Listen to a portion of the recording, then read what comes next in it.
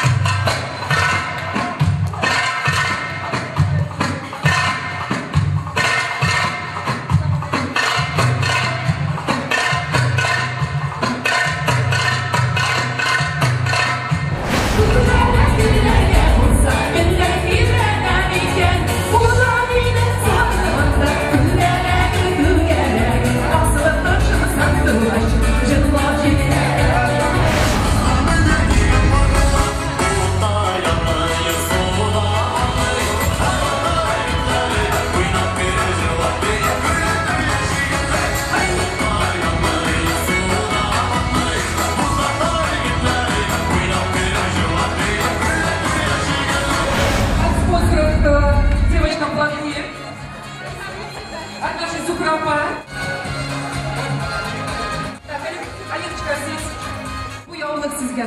Sizga pulak olamiz. Я приехала специально на праздник, на Айля Паган. Гость, она очень, организатор просто обалденный.